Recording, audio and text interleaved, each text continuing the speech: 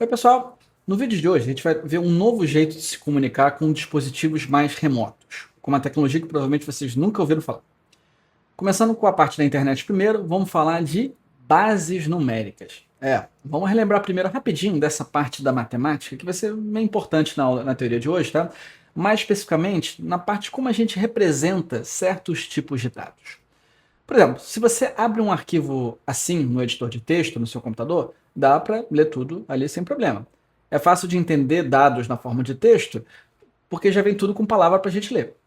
Agora, se você tentar abrir nesse editor um arquivo binário, que não seja um texto, tipo uma imagem PNG e JPEG, por exemplo, vem um monte de letra e símbolo que não faz sentido nenhum. Isso acontece porque o editor tentou traduzir os bytes dos arquivos como palavras, mas eles na verdade representam cores e posições dos pixels da imagem. Ou seja, não é tão fácil assim visualizar esses dados binários. Para resolver esse problema, a gente tem que lembrar que esses arquivos guardam vários bytes, que são basicamente vários números. A gente pode escrever esses números na tela de algumas maneiras diferentes. Vamos revisar então a matéria de bases numéricas lá dos tempos da escola. No dia a dia, a gente usa a base decimal, que tem 10 algarismos de 0 até 9. Para contar coisas acima de 9, a gente começa a combinar esses algarismos. Então vem um 0, um 1, um 2 e etc. até um 9, que é o 19. Depois vem a galera do 20, né? 2 0, 2 1, etc. até o 29.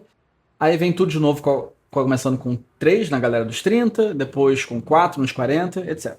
Mas existem outras bases numéricas, como a base binária.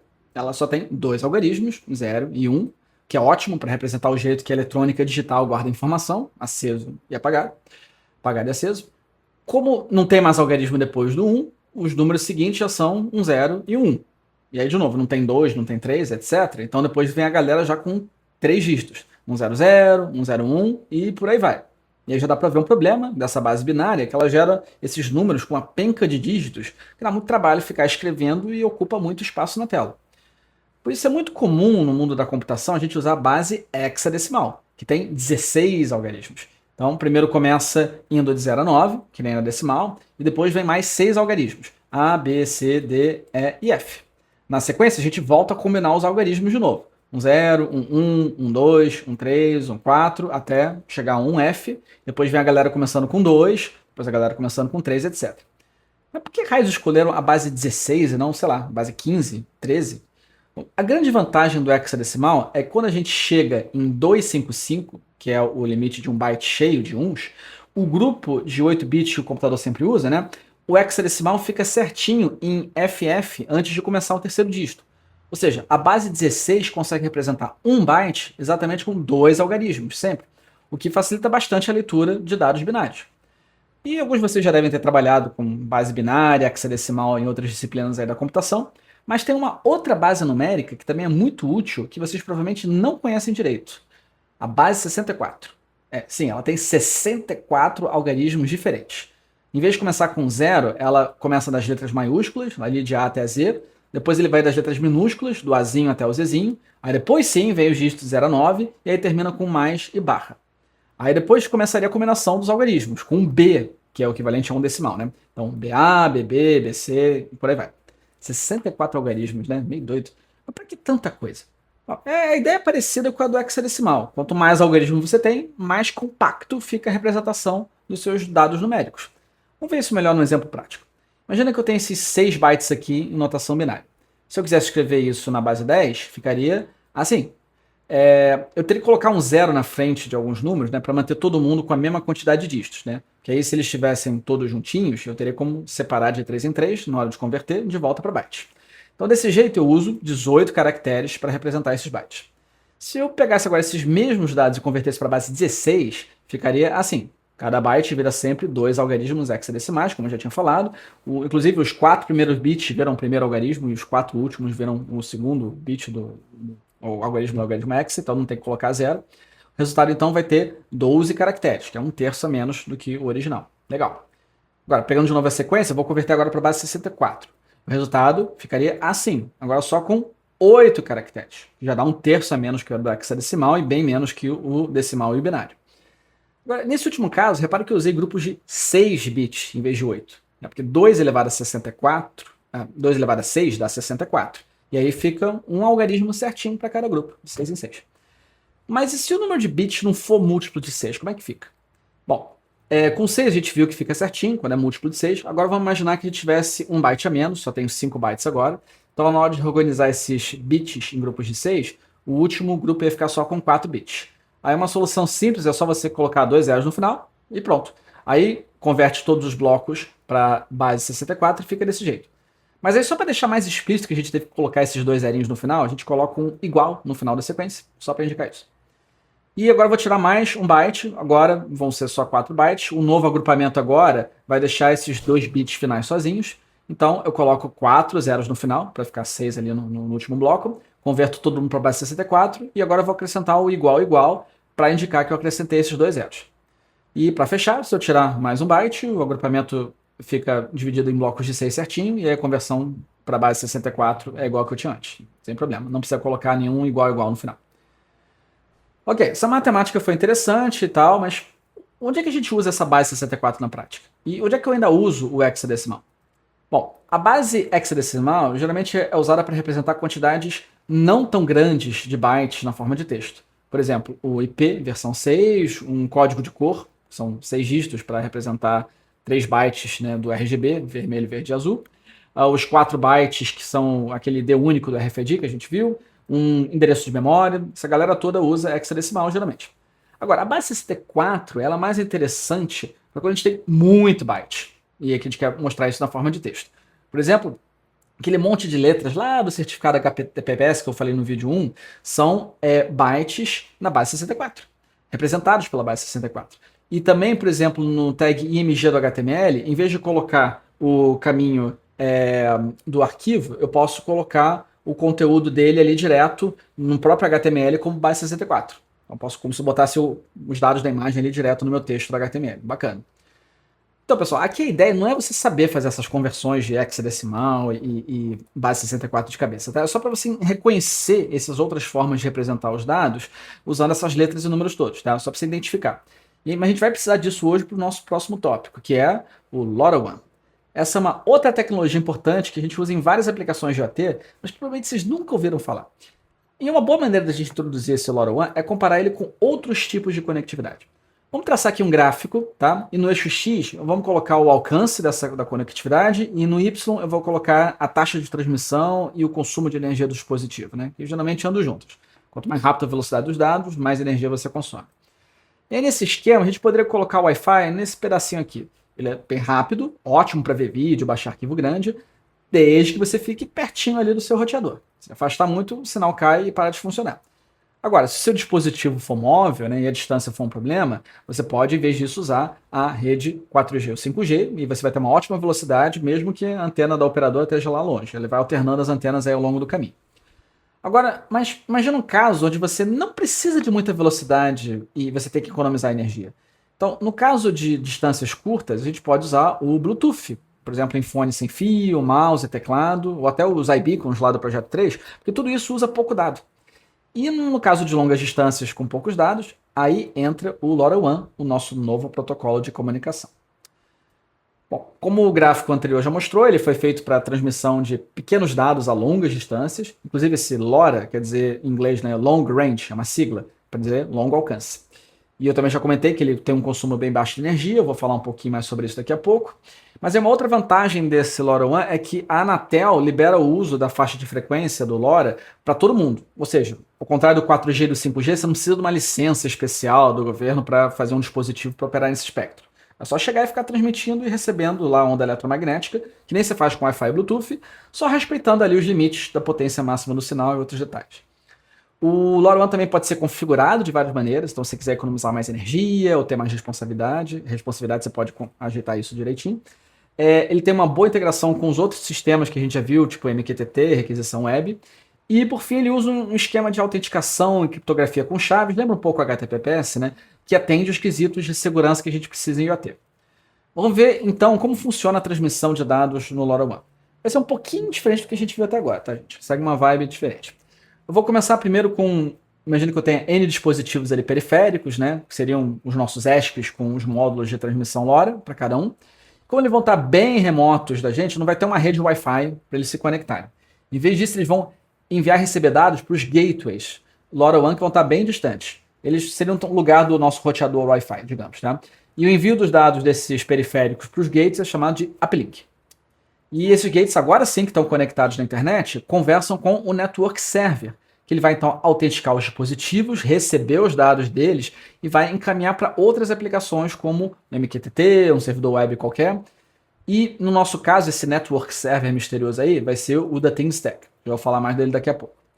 Mas aí, depois que ele encaminha isso para as aplicações, a gente pode usar o Node-RED para pegar do MQTT, salvar esses dados num banco e visualizar os dashboards no Grafana, que nem eu fazia antes. Bom, tem muita coisa aqui nesse esquema, vamos começar a entrar nos detalhes. Vamos começar com a comunicação entre o dispositivo e o gateway.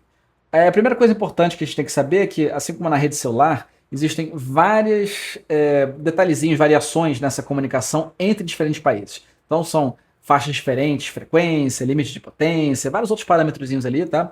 Isso pode dar um pouco de dor de cabeça se você comprar um dispositivo LoRa, sei lá da China, e aí você tenta funcionar aqui no Brasil e ele não funciona direito. Não vou entrar em detalhezinho de cada um desses detalhes de transmissão, mas eu vou destacar algumas partes que são legais para a gente entender.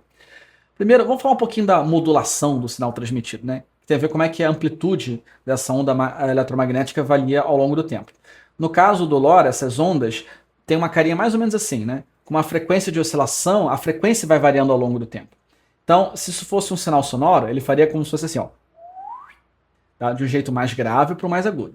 Se eu fosse plotar a evolução dessa frequência ao longo do tempo, seria assim, uma reta crescente, vai ficando mais agudinho com o tempo. Mas o sinal desse protocolo ele também pode variar assim. A oscilação ela vai ficando rápida, depois ela fica bem lenta e volta a subir de novo. O gráfico da frequência no tempo teria mais ou menos esse cara assim, né? Ela cresce, tem uma descontinuidade para baixo, depois cresce de novo, até mais ou menos ali um meio. Se fosse uma onda sonora, seria algo como se fosse mais um.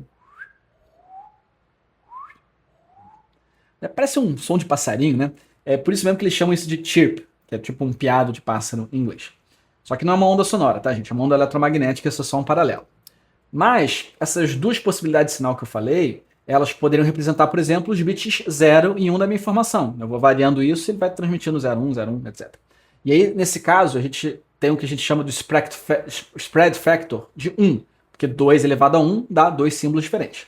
Agora, se esse spread factor for configurado para 2, agora já tem 2 elevado a 2, que é igual a 4 símbolos diferentes. E aí, a diferença entre cada um deles é um instante ali, né, em que ele tem essa descontinuidade de frequência, tá?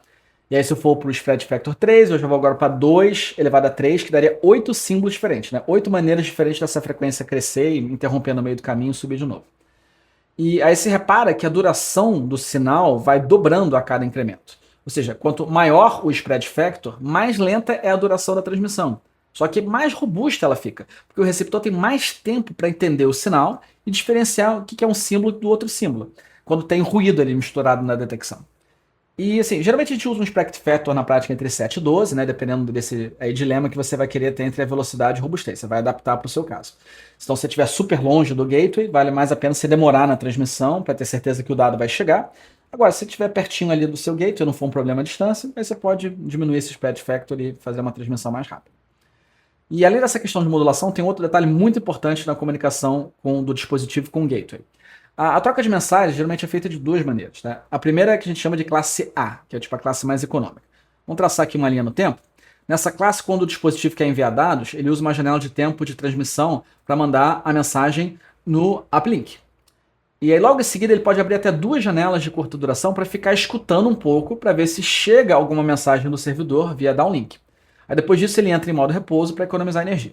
Se alguém mandar uma mensagem nova para o dispositivo, ela vai ser guardada no servidor até que tenha uma nova transmissão, seguida de uma nova janela de repetição. Ele vai repetindo esse processo. Já a classe C, ela é bem mais rápida. Por quê? Vou desenhar de novo aqui a linha do tempo. O começo é igual, né? Ele primeiro transmite os dados ali na janela de transmissão e depois o dispositivo abre uma janela de recepção contínua. Ou seja, ele fica escutando direto, podendo receber várias mensagens ao longo do tempo sem atraso. É mais rápido, só que gasta mais energia, porque ele precisa ficar ligado sempre. Tem também a classe B, tá? Que é meio que meio termo entre essas duas, que ele fica abrindo pequenas janelas de repetição de tempo em tempo, mas ela não é tão usada porque acaba dando um pouco mais de complexidade na rede, e aí fica meio que o pior dos dois mundos. No nosso projeto em sala, a gente vai usar a classe A, ou seja, eu mando o dado, escuta um pouquinho e dorme. Então tem que ficar de olho na informação, que ela só vai chegar, se você quiser receber alguma coisa, depois que você transmitir. Então tem que mandar alguma coisa para ver se chega alguma resposta de alguém que mandou de volta para você. Tá? Bom, beleza? E aí, já com tudo isso aí, eu posso colocar então meus dados ali no JSON e eu vou mandar via para esse lorão aí que nem antes? Então, não. O problema é que esse JSON aqui, por exemplo, daria uns 71 bytes de informação, que pode ser muito grande dependendo da configuração do LoRaWAN que você escolher. E aí você vai ficar desperdiçando byte aí com chave, aspas, nome da chave grande, né, vírgula, etc. Eu posso usar um formato binário mais compacto. E um desses formatos binários é o KNLPP. Se eu fosse traduzir esse JSON ali de cima, ele ficaria desse jeito aqui. Agora, cada dado vai ser um bloco de alguns poucos bytes. Então, por exemplo, esse primeiro aqui tem esse byte com código hexa67, porque eu estou indicando que é um dado de temperatura. E aí tem aquele primeiro byte ali no começo com esse 1, para indicar que é o canal 1, que é o primeiro dado de temperatura que eu estou enviando, que eu posso enviar vários dados de temperatura. E os 2 bytes finais para representar a temperatura em si. No caso aqui 272, porque seria a temperatura vezes 10, para eu poder representá-la como inteiro. Então 272 seria 27,2 graus. E aí o segundo grupo também é uma temperatura, agora no canal 2, eu vou ter agora esse valor 255, que é 25,5 graus Celsius. E aí o último grupo tem esse código X66, para indicar que é um status de sensor de movimento, de presença de alguém. É o canal 1, porque é o primeiro dado desse tipo, e o valor 1 é porque movimento detectado. Né? E aí desse jeito agora eu só gasto 11 bytes em vez de 71, bem melhor, né? E é claro que você não vai ter que gerar esses bytes na mão, tem biblioteca ASP para fazer isso. Então eu vou começar incluindo esse KNLPP e vou criar uma variável de dados com limite aí de 50 bytes. Aí depois eu crio uma função, alguma função aí do código, eu posso ir adicionando medições nesses dados. Então, por exemplo, eu vou botar dizendo que eu vou colocar 27,5 no canal 1 de temperatura, 25,5 no canal 2, vou botar true no canal 1 de movimento. Eu vou aproveitar aqui para colocar outros tipos de dados também, tipo pressão do ar, umidade, ver algum valor analógico qualquer, pode ser de algum sensor específico que esse padrão KN não tenha. E aí, depois de adicionar tudo, eu posso pegar o buffer com os bytes codificados, que nem eu mostrei antes. E se eu quiser converter isso para uma string, por exemplo, para ver como é que ficou em hexa, eu posso fazer uma coisa parecida que a gente fez com a RFID. Eu começo criando uma string vazia, fazendo um for para percorrer esses bytes. E aí, se o byte atual for menor que 16, que é o 10 em hexa, eu coloco um 0 na frente. E aí é só concatenar tudo isso bonitinho numa string, converto tudo para letra maiúscula e eu imprimo na serial. No futuro acho que eu tinha que fazer uma biblioteca para fazer isso, mas estou meio cansado de fazer biblioteca agora. E aí no final a gente tem que chamar o reset para ele limpar todos os dados dessa variável, para depois, se eu quiser colocar mais dados, ele resetar isso e começar a sequência de bytes de novo. Bom, beleza. Resolvi a transmissão de dados, botei a codificação, transmiti. E agora a próxima etapa é a gente comunicar esse gateway com o servidor, com esse network server. E no caso a gente vai usar o The Thing Stack, que vai ser o nosso projeto aqui. Ele usa um projeto de código aberto. Você pode pegar esse Thing Stack, instalar no seu servidor. E dá para usar o site deles também gratuitamente, se você quiser, só que ele dá um limite de dados para você. Tá? Ou você hospeda isso no seu servidor, ou você paga um dinheirinho para eles para você poder transmitir mais dados. Tá? No nosso caso, a gente vai usar um servidor que eu já coloquei. E ele gera esse site bonitinho aqui, onde eu posso ver várias configurações, adicionar os gateways, dispositivos, a integração com o MQTT, tudo ali é configurado. E aí o primeiro passo para fazer é você cadastrar cada dispositivo que vai se comunicar com esses gateways. Aí você bota qual tipo de frequência você vai usar. Aqui no Brasil a gente usa o padrão da Austrália, os parâmetros regionais ali, as chaves de criptografia, que eu vou falar mais daqui a pouco. E aí tem tela também para você configurar qual o formato de dados. A gente vai usar o KNLPP, como eu falei antes. Credencial para o servidor se conectar com o MQTT. Ele vai usar o MQTT do The Thing Stack mesmo, então você pega meio que as credenciais dele para você falar direto com esse servidor do The Thing Stack. Isso já vai estar tudo ajeitado para vocês, tá, gente? Só um projeto final que talvez vocês tenham que mexer um pouco nisso, quem for trabalhar com Lore, mas na aula de hoje vai estar tudo configurado, tá? Mas eu queria voltar a relecer dessas chaves ali que estão na esquerda, esse app EUI, dev EUI. A primeira chave dessas é esse app EUI, que hoje em dia é chamado mais de join EUI, e ela seria equivalente a um tipo endereço do servidor, tá? Que é para nessa rede LoRaWAN, você quando está enviando os dados, saber para qual servidor LoRaWAN você está mandando. Então tem tipo um endereço que identifica esse servidor. A segunda chave é o dev EUI, que seria meio que equivalente ao nome do usuário desse dispositivo, e isso é meio que enviado publicamente durante a autenticação entre o dispositivo e o servidor. E a última chave é esse app key, E ela é um pouquinho mais longa, tá? E ela é meio que equivalente a uma senha secreta daquele dispositivo. Essa chave não é transmitida em momento nenhum, tá? Mas é a partir dessa chave que você gera as chaves aleatórias de cada sessão. Tipo o que a gente fez no HTTPS, mais ou menos, mas um pouquinho diferente. E essas três chaves são a que a gente chama da variação do LoRa de Over the Activation, que é essa variação mais segura do protocolo. E a ideia é que você adiciona elas no network server e você copia uma vez essas chaves para o dispositivo e aí ele já sabe como fazer a comunicação de um para o outro. Tá, beleza. E aí com essas configurações todas certinhas, vamos para a última etapa do uplink, que é o quê? Depois que o nosso dispositivo agora já enviou os dados para o servidor, ele agora tem que pegar e repassar isso para o MQTT, para tratar, para quem quiser tratar esse dado que eu enviei via LoRa. No caso do ThinkStack, esses dados vão ser divulgados num tópico com essa carinha daqui, com o ID do aplicativo e o ID dos dispositivos que eu cadastrei lá no servidor. E o conteúdo da mensagem é esse JSON enorme aqui, cheio de detalhe da transmissão. Mas aí batendo o olho rápido, ó, já fica de olho, já dá para ver que tem informação aqui na base 64, né, que são aquelas letras e números. E a parte mais importante aqui para a gente pegar está nesse campo Uplink Message. Tá? E dentro dele tem um outro campo, esse FRM Payload, que vai trazer os dados nessa base 64, os dados que o dispositivo enviou via LoRa para o servidor. E agora, se você enviou esses dados com o formato KNLPP, o servidor também já vai gerar esse campo Decoded Payload com a tradução dos dados para temperatura, pressão, etc. Ou seja, se eu receber essa mensagem MQTT lá no Node-RED, eu posso acessar esse campo Decoded Payload, que vai estar dentro do Uplink Message, e agora eu vou adicionar esses dados num banco de dados para eu ver no Grafana. Então, é basicamente o que a gente fez até agora, até o projeto 4 e 5, né? Só que agora com uns campinhos a mais específicos, tá? Mas é a mesma ideia. Agora, se eu quiser fazer o caminho oposto, né? Mandar uma mensagem do MQTT para o dispositivo. Aí, nesse caso, o MQTT pode conversar de volta com o Network Server, pedindo para ele mandar uma mensagem ali para o dispositivo. Então, o servidor vai avisar para o gateway, que vai então mandar uma mensagem para o dispositivo via downlink. E aí essa mensagem inicial que você manda do MQTT para o servidor da ThinkStack caminhar para o seu dispositivo, tem que usar esse tópico daqui, tá? É parecido com o formato de antes, só que agora tem down push em vez de up no final. E o conteúdo desse JSON tem que ser nesse formato aqui, certinho, tá? Nesse dicionário que tem uma lista de dicionários dentro dele. E tem que ter esse campo FRM Payload, com o dado que você está enviando em base 64. Você tem que escolher uma porta que você quer enviar também, prioridade. E é isso. Bom, eu dei já vários detalhes agora de como é que funciona esse protocolo LoRaWAN, um monte de informação maluca aqui. Mas a ideia, gente, não é para você entender cada informaçãozinha, tá? É você entender a ideia geral, entender que você vai... como é que esse servidor vai conversar com o seu programa via MQTT, como é que o dado vai ser enviado, tá? Mas o que ficou faltando aqui de fato é como é que o ESP de fato vai enviar essa informação para o LoRa, né? A gente só falou da ideia do protocolo, mas como é que eu faço isso na programação do ESP?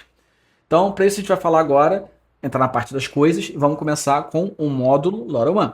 Esse módulo aqui específico, ele é fabricado por uma empresa chamada RadioEng, vai ser ótimo nesse caso, porque já vem tudo pronto para a gente usar o LoRa com os parâmetros aqui do Brasil, e eu penei tentando usar vários outros módulos que eu comprei lá fora, antes de chegar na solução nacional mesmo, tá? Então, já recomendo usar esse daqui logo de cara. E a comunicação, então, entre o ESP e esse dispositivo LoRa, esse modem LoRa, vai ser, mais uma vez, usando a boa e velha serial UART. Ou seja, você vai conectar o TX de um no RX do outro, e vice-versa. Que a gente fez com o leitor de código de barra, por exemplo. E então o ESP32 vai mandar um comando para o módulo e vai receber uma resposta. E aqui não vai ter biblioteca pronta não, tá? Não vou ficar chega de fazer biblioteca que nem o vídeo 4. Mas, para nossa felicidade, os comandos até que são meio tranquilinhos. Então, por exemplo, existe esse comando AT, que é para você testar a comunicação com o módulo. E aí você tem outros comandos do tipo AT mais o comando, que vai executar um certo comando. Ou então você pode mandar um AT mais propriedade igual a alguma coisa, que vai verificar o valor dessa propriedade. Ou então AT mais propriedade igual a valor, que vai definir um valor para essa propriedade. Tá? Essa é a carinha geral do protocolo.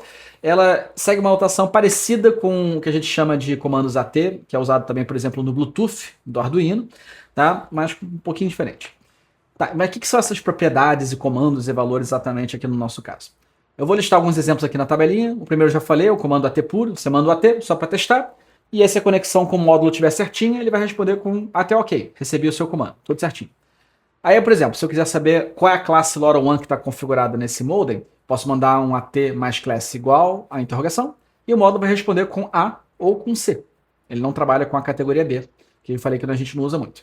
Agora, se você quiser mudar a categoria que o dispositivo está usando, você manda lá o AT mais class igual a A ou AT mais class igual a C, E o módulo vai responder, até ok, ok, recebi o seu comando, mudei a classe para você, agora eu vou trabalhar nessa classe nova que você me pediu.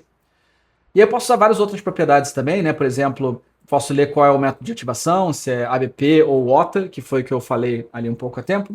É, e posso também verificar as chaves, né? AppKey, AppLI, o AffDLI também, para colocar interrogação para ele me retornar essas chaves. Também poderia definir essas chaves também botando alguma coisa depois da interrogação. Agora, desses comandos todos, o mais importante, na verdade, para a gente é o AT_join, que é conecta na rede, se comunica com o gateway. E aí o resultado do modem pode ser AT_join, ok, me conectei, consegui falar com o gateway direitinho, não consegui me conectar na rede com o gateway, então AT_join error, ou eu já estou conectado, na verdade, então não vou fazer mais nada. E aí, quando você está conectado, você pode usar o comando aqui você pode usar esse AT mais NJS para verificar se você já conectou ou não. Mas depois que você está conectado, você pode mandar o AT mais send igual a o número da porta que você quer enviar o dado, 2 pontos, e aí o textinho que você quer enviar para a rede LoRa. E ele pode responder com você ATX ok, ou seja, eu consegui transmitir o dado, ou ATX esse length error, você mandou uma mensagem grande demais, não consigo. Lembra que tem um limite de dados que a gente pode mandar, ou não estou nem conectado ainda na rede, então não tem muito o que fazer. E se você, em vez de mandar texto, você quiser enviar dado binário, você pode usar o AT mais send B, B de binário, igual a porta, 2 pontos e o texto ali em hexadecimal que você vai mandar para ele. Tá? E aí, por fim, se você quiser receber dados via downlink, a gente não vai enviar comando nenhum, mas o módulo pode, do nada, responder sozinho com esse RX, 2 pontos, e aí o dado em hexadecimal, 2 pontos, o número da porta que ele recebeu esse dado, 2 pontos, e também a potência do sinal, razão do sinal ruído. Tá? E esse código, para a gente ficar enviando e recebendo os comandos, é basicamente aquela ideia da serial que a gente já usou, que a gente já fez antes. Então a gente começa na setup, não tem biblioteca, começa a inicialização com a serial 1, usando aqueles pinos alternativos, por exemplo, 47 e 48, e passa a taxa de transmissão, né? E inicializa a serial normal também, como antes. E aí, com tudo inicializado, eu vou enviar na serial 1 o comando de join, AT mais join. E aí na loop eu fico monitorando sempre a resposta do módulo. Se chegar alguma coisa, eu leio a string, né, dou o trim para tirar o que é barra aí nos espaços extras, imprimo na serial do computador a resposta que eu recebi do módulo. Tá? Então, por exemplo, no caso do AT_join lá no começo, ele vai responder para você um AT OK, consegui me conectar na rede, ou se der algum erro ele vai responder outra coisa. Tá? E, não, o AT OK, perdão, ele vai primeiro responder o OK que ele recebeu o seu comando AT_join, e depois ele vai responder o AT_join OK, dizendo que ele se conectou na rede mesmo. E aí, depois de alguma função do código, eu posso enviar uma mensagem com o println, né? Mandar uma mensagem para o LoRa com esse AT mais send igual a, sei lá, porta 1, 2 pontos, e aí meu texto, oi, né? E aí o módulo vai responder com, se tudo der certo, um ATX ok, consegui transmitir esse dado bonitinho, né? Porque ele está lá no loop monitorando a resposta até o módulo. E aí, se eu quiser enviar um dado binário, é só mandar o AT mais send B no nosso println, seguido de novo, né? Porta, 2 pontos, e aí o texto em hexadecimal, o dado em hexadecimal, perdão. E aí ele pode responder de novo com ATX ok. E se em algum momento você mandar um dado, eu estou na classe A, por exemplo, ele pode depois responder com, olha, o seu servidor mandou de volta essa informação aqui, tá? Com aquele RX 2 pontos e aí o dado da informação. Né? E aí, para a gente processar isso, eu tenho que pegar aquele texto ali no meio da string e converter de hexadecimal para um texto normal. Então, para fazer isso, eu vou criar uma funçãozinha aqui de conversão rapidinho. Ele primeiro começa com a variável vazia, do resultado. Aí eu vou tirar os espaços em branco. Aqui, no caso, não vai ter, mas não custa deixar isso pronto para o futuro. E agora eu vou converter cada par de algarismos em hexadecimal para um caractere ASCII. Então eu faço um for de 2 em 2. Vou usar a substring para ir pegando de 2 em 2 caracteres. Vou usar esse conversão usando o strtol para converter o texto de hexadecimal de texto para, de fato, um caractere em ASCII.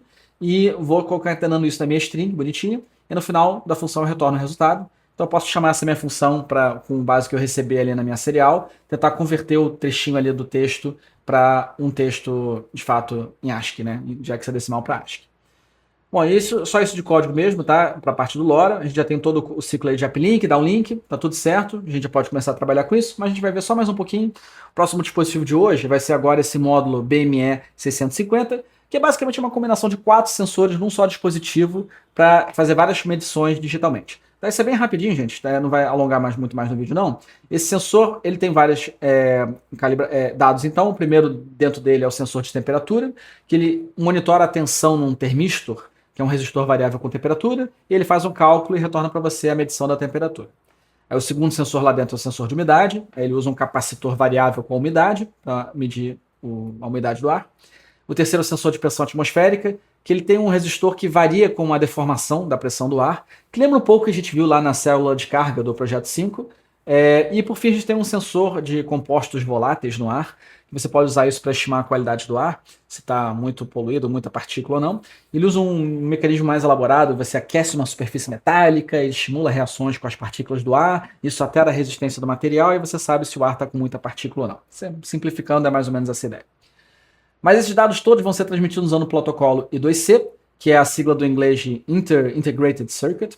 E assim como no SPI, que a gente usou lá para o ePaper e para o RFID, esse é um outro protocolo que permite você ter um dispositivo controlador se comunicar com vários dispositivos alvos. E para fazer isso ele usa só 2 fios, tá? Um fio para transmitir o dado e outro para o clock. E esses 2 fios são compartilhados com todos os dispositivos aqui conectados no meu controlador.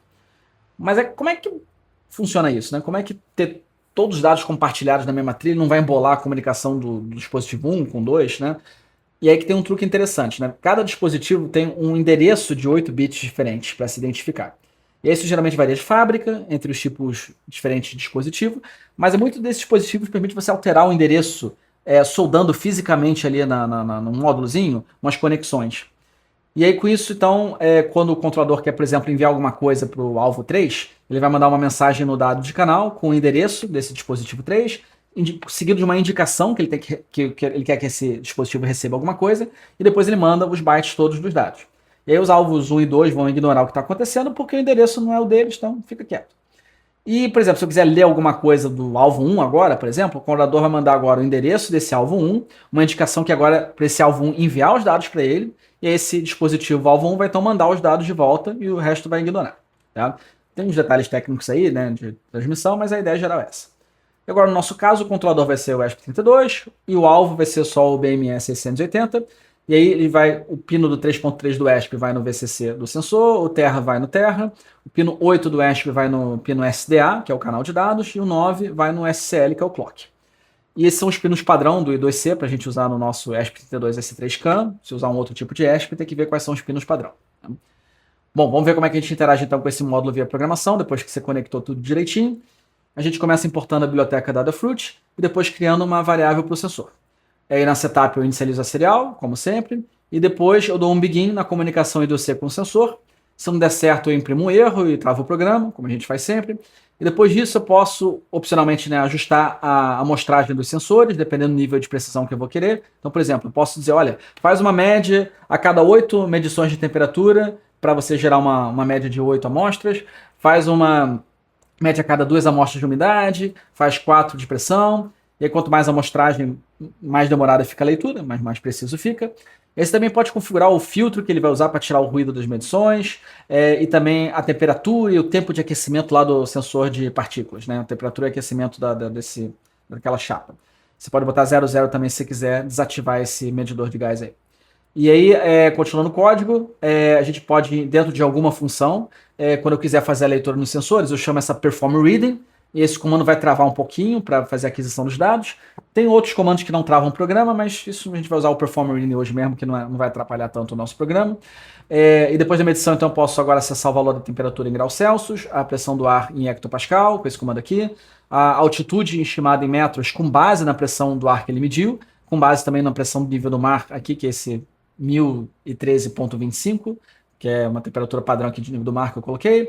Ele também pode pegar a temperatura e da umidade em porcentagem, vai dar um valor entre 0 e 100, e também a resistência do gás em quiloohms, para a gente ter uma estimativa depois da qualidade do ar. Então, tranquilo essa parte, né, pessoal? Então, vamos só fechar com o último tópico hoje, que está acabando, que é esse modo hibernação do ESP. Então, como eu comentei lá rapidinho no vídeo do Projeto 1, o ESP ele tem a capacidade de gastar muito menos energia que o Arduino e o Raspberry Pi quando ele entra nesse modo especial. Isso é muito útil para um dispositivo que está lá longe, num lugar remoto, né, e está funcionando na bateria, a gente não quer que ele fique gastando muita energia. Então, para fazer isso, quando a gente usa o ESP32 no dia a dia, Na verdade, tem vários modos ali dentro, ativo consumindo energia, né? Além do processador e memória, tem o clock interno, tem o Wi-Fi, Bluetooth, outras conectividades aí dependendo do seu ESP como thread, e os dispositivos eletrônicos que estão todos conectados nos pinos. Isso pode consumir uns bons miliamperes, tá? Variando de casa a casa. Mas se eu ativar o modo sono profundo, a maioria desses modos é desligada e sobra só um processador especial de baixa energia e um contadorzinho de tempo, de RTC. E aí o consumo pode cair muito, pode ficar abaixo de 1 mA, bem pouquinho. Então, como é que eu faço para entrar e sair desse modo de sono profundo? A gente vai fazer uma coisa mais ou menos assim. No começo do programa eu faço todo o meu ajuste lá na setup e depois eu coleto e envio os dados pela internet do LoRa, né? E aí eu então entro no modo repouso. E aí para acordar o ESP de novo, eu posso ou agendar um timer para uma duração de tempo, ou seja, me acorda daqui a X tempo, né? Como se fosse um alarme de cabeceira. Ou então eu posso pedir para ele despertar o ESP quando tiver uma interrupção no pino. Sei lá, quando algum botão ou sensor der uma cutucada lá no ESP, ei, acorda aí. Mandar um sinal de high ou low, por exemplo. E aí o programa, quando ele recebe ou com tempo ou com essa interrupção, ele volta, reinicia, meio que de volta lá na setup, tá? E repete esse ciclo. Tá? No código ficaria mais ou menos assim. Eu primeiro vou criar uma variável para o pino de interrupção, por exemplo, se eu quiser usar isso, que vai acordar o ESP. Depois eu vou criar duas variáveis de contagem aqui, só para ilustrar, uma normal e outra com esse prefixo RTC data TTR, que basicamente para dizer, para não apagar essa variável quando o ESP for dormir. E aí o compilador vai colocar essa variável numa região especial da memória que fica ligada mesmo quando o ESP dorme. E aí na setup eu inicio a serial como antes, e depois eu faço um agendamento para acordar a cada 10 segundos, né? Esses 10 milhões de microsegundos. Com esse comando aqui, o Enable Timer Wake Up. E eu também posso acordar com uma interrupção, se eu chamar, primeiro configurando ali o pino como input, e depois chamar essa ESP Sleep Enable EXT0 Wake Up, né? Nome meio grandinho.